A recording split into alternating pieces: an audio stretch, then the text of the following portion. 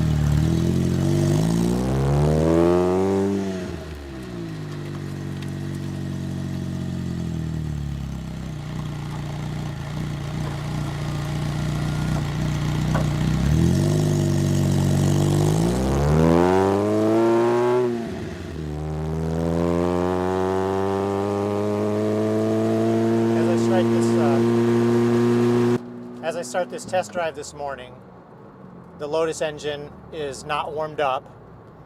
It has a rev limiter to protect the engine, so you can only go so fast until the engine's warmed up. So in a couple minutes, the temperature indicator will pop up on the display. Then I'll know that I can go the full rev limit.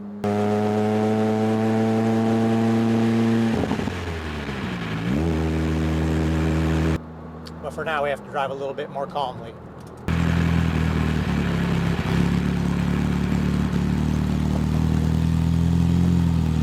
I'll show you how that rev limiter works.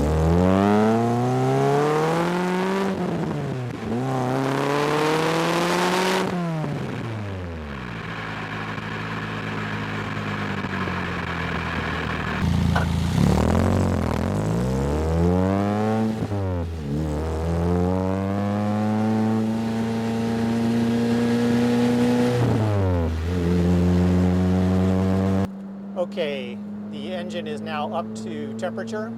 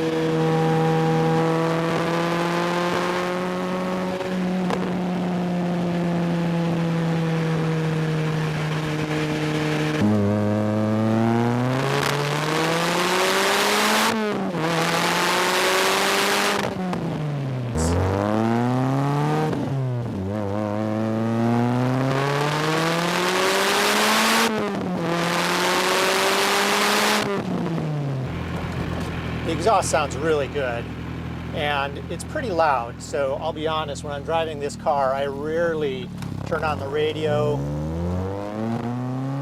preferring to just enjoy the exhaust notes. I also rarely make any phone calls while in the car because it's almost impossible to carry on a conversation.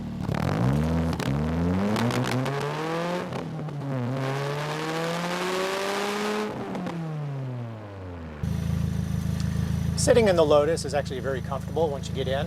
You sit down low to the floor of the car. I actually have about a fist of headroom between my head and the roof, so it's really pretty spacious. A lot of people wonder about that. I'm 6'2", about 175 pounds, so no problems for me.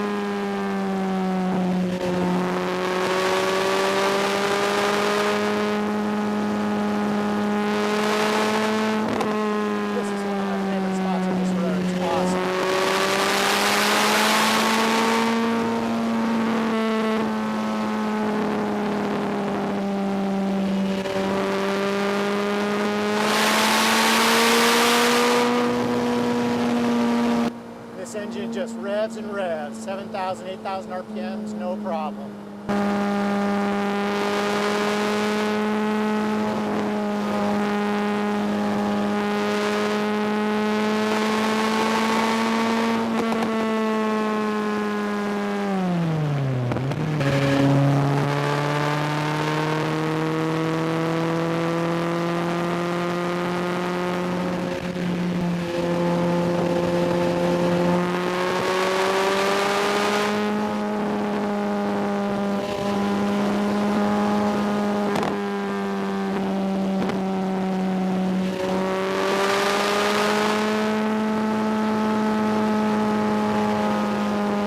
I took the Lotus out to the tail of the Dragon 3-4 months ago, and that was amazing. On the return leg of the Dragon, I followed right behind a motorcycle, and I thought, let me see if I can keep up with that guy. Because they say that the Elise handles as well as a motorcycle and can keep up. It may not be the fastest in straight line speed, but when you've got curves, this thing hugs the curves and takes them fast. You cannot beat it. So at any rate, I kept up with that motorcycle, and he alternated between aggressive driving and some more casual driving. He eventually let me pass. I wasn't riding his bumper, but he probably was a little nervous with me following behind him. So I hope you enjoyed that test drive in my 2008 Lotus Elise SC. I wanted to thank my friends in the military for the assist, getting me to that undisclosed foreign location for today's test drive. Also, just to recap a few things. So number one is the Lotus Elise is supercharged, not turbocharged. Not every Elise is supercharged. The base model is not. I got this car with the supercharger because it gave me an additional 25 or 30 horsepower. That power is on demand all the time. It's available all the time on demand. There's no lag like you would have with a turbo. There's no, consequently, there's also no boost, no push. But that power is always there, always available, so that's really nice. Steering wheel, very small, very nimble, very direct connection with the road, easy to steer. This thing drives like a go-kart. I mean, it is so easy. There is no power steering. Some people wonder about that. It can be difficult when you're at a complete stop, but as long as you have just the smallest amount of motion, either forward or reverse, steering is pretty easy to do. Seating, again, is very comfortable, although the car is extremely small, minuscule, you could say. It is very comfortable once you're inside. So you got to get in, but then once you're inside, you're down low, feet are stretched out in front of you. The seats are actually not very adjustable. They can go forward, back, but that's it. But they're very comfortable. I've taken multiple 12-hour plus drives in the car, and it is very comfortable. Noise. Inside the car, it's pretty noisy. The cabin has a lot of noise. The Lotus Elise is a mid-engine car, so the engine is right behind the driver's seat. The previous owner had actually added some interior carpeting, which helps to baffle that just a little bit.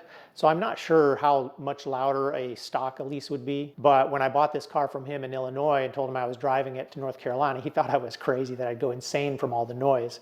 So he actually suggested that I wear earplugs. I didn't wear earplugs. It was fine. It was noisy, but I like it. That is, however, a factor to consider, because if you like listening to music in the car, other than, of course, the music of the exhaust note, then it's not as enjoyable in a car like this, right? I would have to play the music so loud that it would stress me out and I wouldn't enjoy it. So I usually don't play music in this car. I just enjoy the sounds of the exhaust and the road, and it's fun. I gotta tell you, I love driving this car. It's a blast every time I get in it, no matter what I'm doing, if I'm running errands, going to work, going to play volleyball, or just going for a fun drive. Love this car. I love looking at it. I love the view out the front where you see the nice humps of the front fenders. You're kind of in between those. I just love the way it drives and feels and sounds. It's super exciting, super thrilling every single time, and I've had this car for 7 or 8 years now. So thanks for watching today. I hope you've enjoyed this video. Stay tuned for my test drive of the 2015 Alfa Romeo 4C. And remember, in the game of life, play to win. First off, it's very important in the Alfa to put on your seatbelt before you start the car, because it has a very loud nanny alarm. Select reverse gear.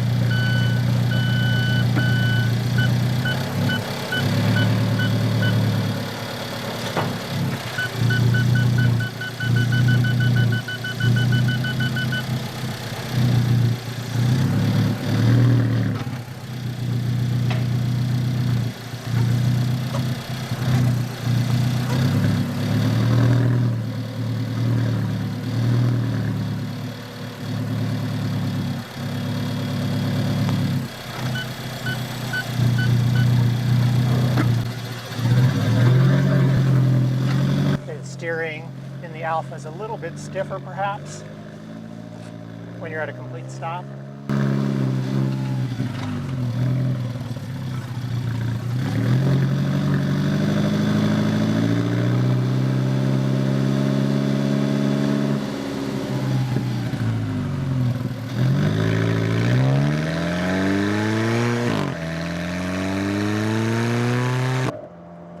Right now I'm driving in full automatic mode. This car has a number of different modes.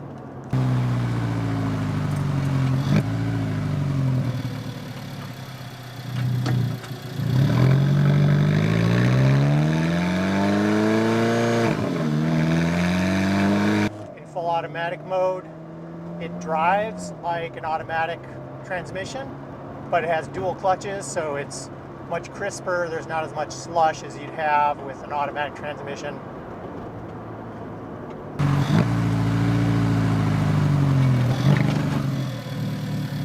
So you heard that funny sound right there. Something I've noticed with a number of cars that have a lot of modern technological assists. Somehow that hump, as I'm braking coming up to this stop here, causes something, I think, with the ABS or something related to that. And it actually feels like it's slipping.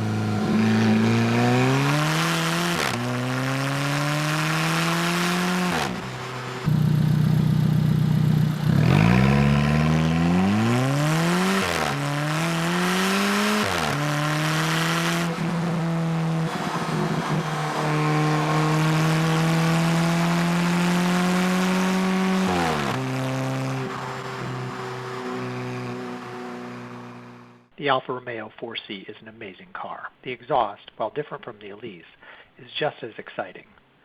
I don't know how they manage to get the deep, thrumming sounds they do out of the Alfa Romeo's exhaust. When that turbo kicks in, you really get pushed back in your seat, and it's quite the thrill. Steering in the 4C is very precise, but might be a little bit stiffer than the Elise when you're at a standstill. Seating in the 4C is equally comfortable. Like the Elise, the driver's seat can slide forward and reverse, and that's really the extent of the adjustment. I hope you've enjoyed today's video. If you have, please like or subscribe. They're delivering those to the freedom fighters of Burgundy.